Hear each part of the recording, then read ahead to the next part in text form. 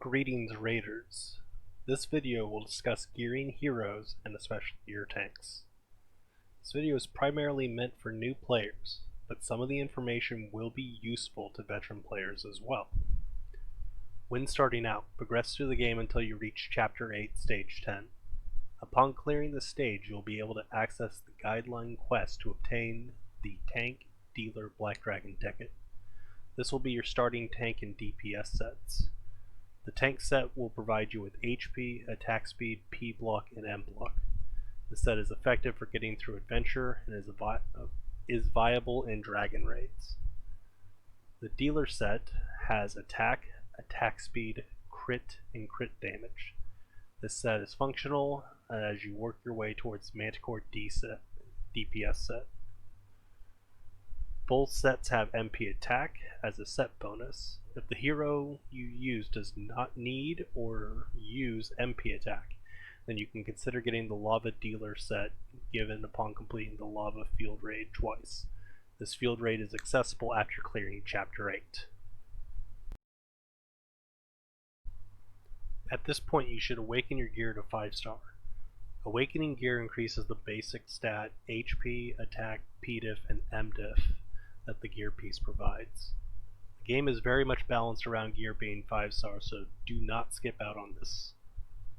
Farm Black Dragon Raid or Lava Field Raid to get the Awakening fodder needed. Any unneeded drops should be grinded for Dragon Powder. It takes approximately 10,000 stamina worth of runs to get a single 3-option ticket, but they're worth it. Make a couple of these tickets as you farm and awaken your gear.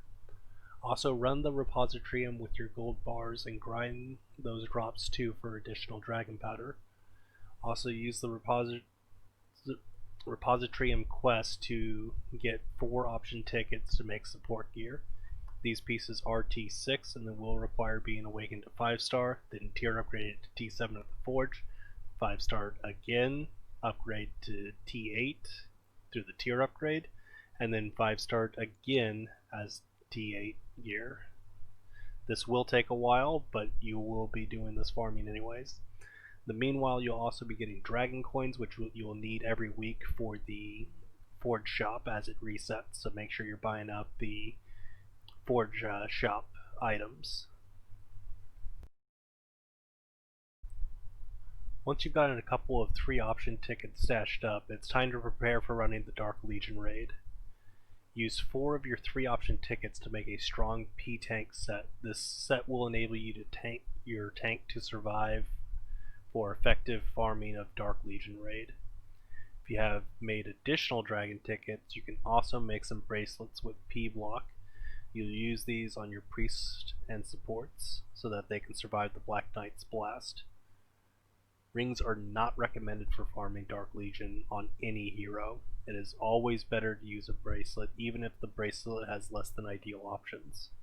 If you don't have 3-option tickets for the bracelets, you can also use 2-option tickets from the Forge or from the Repositorium.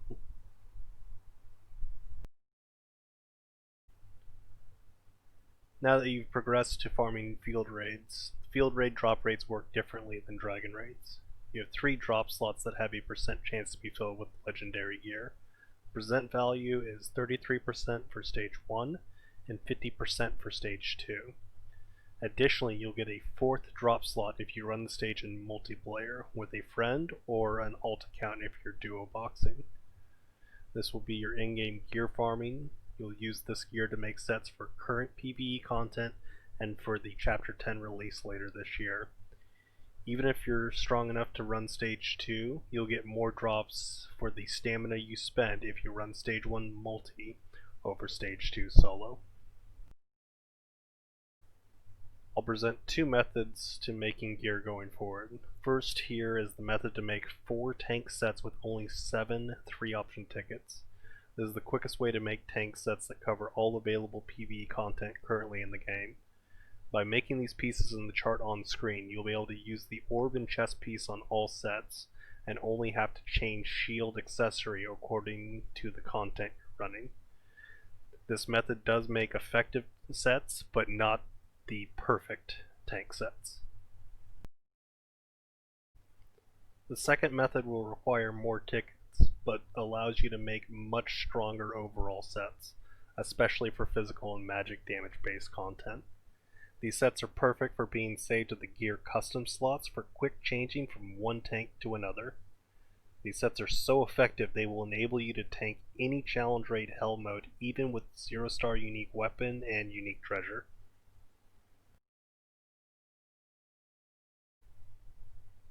Here are some examples of tank sets I use. The first is a dual block set. This is primarily used in an adventure and the Eclipse challenge. Second is a physical tank set. This set is used for Dark Legion raid, physical challenge raids, Urkrik, Kerbarian, and Gera. The final set is a magic tanking set. This is used more for Tower Challenge 75, Tower Challenge 80, Magic Challenge raids Cetria, Obregard, Cithrel, and Calyx. Thorpe is also a Magic Challenge CR, but he ignores blocks, so we usually make a few tweaks to specifically tank him. The reason I'm putting so much emphasis on tank gear is that your tank gear is your backbone. No matter how strong your DPS is, if your tank can't survive, you will fail. If you want to be carried in CR, your low star DPS isn't going to match a 5-star DPS. It just isn't. The time to make a 5-star DPS can take 3 to 6 months for an average player. With the right gear lines, you can quickly make tank sets that are viable for tanking CR hell, and it will not take nearly as long as making a DPS set.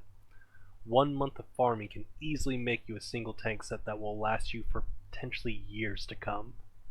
So long as you can effectively fill one slot in challenge raid, you'll be able to fit into a CR carry, and you'll get the benefits of those sweet CR hard and hell level rewards that come up every 3 weeks. And these rewards really do stack up. With the right tank sets, you'll be able to farm Dark Legion sooner, thus transitioning into in-game gear farming sooner. Whatever new content comes out, your tank sets will always be ready. Even if you make a new DPS or need to support a friend in a challenge raid, your tank sets will always be useful and will get you the most mileage. Before I talk about DPS set, let's talk about reforging and gear tickets. Gear reforging has even chance of 24 possible line options.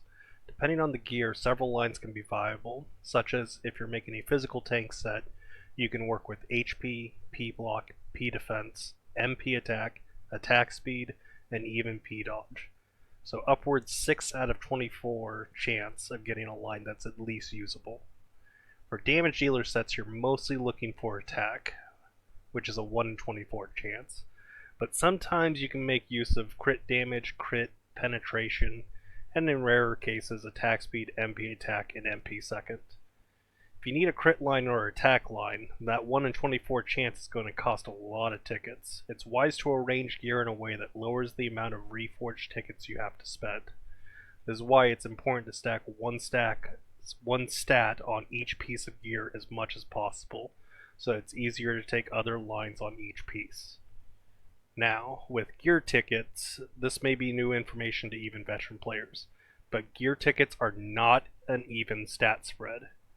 What I mean is when you select attack twice on a 2-option ticket, your chance of getting an attack line on the 2 randomly generated lines is extremely diminished. If you select HP and M defense on a 2-option ticket, your chance of getting HP or M defense on the remaining 2 lines is also similarly diminished. Any unselected stats appear to have an even chance. So keep this in mind when using your gear tickets. Alright, now that we've covered tanks, let's move on to your DPS. You should still be using the Black Dragon, Fire Dragon, or Lava sets that I mentioned earlier. If you're in a guild that clears guild raid hard or hell difficulty, you'll be able to attain 2-option Manticore tickets. Continue to use your dragon set until you've successfully created a 2-piece set of Manticore. Start with the earrings. Always select ×2 attack lines for the random lines. You're looking for at least one stat to be the following: crit, crit damage, or penetration. Odds should be roughly 3 out of 23. chance should be about 24% since you have 2 random lines being rolled. As long as you can get one of those to be one of those 3 lines, you can reforge the remaining line with even chance of getting several different attack stats to make a 4/4 Manticore. If you don't get a 3/4 piece, keep the earring, use it as fodder when you finally get the right earring. You need up to 32 earrings to fully awaken an earring to 5-star. Once you complete the earring, I recommend you either make a chest piece or sub-armor first. Once you've completed your 2-piece set, you can then start using them mixed with the 2 pieces of your dragon set. And then once you have that 2-piece set, you work on the remaining armor piece that you didn't make and make the orb blast. The reason I recommend the orb blast is that the orb is the highest chance of appearing in the guild shop when guild raid bosses are defeated, and it's also the most common loot from a Manticore box. Keep track of how many crit lines you get between your pieces as you're making them. The amount of total crit lines varies depending on the DPS. Some have higher crit from their base class, some use perks that have crit chance, some do not.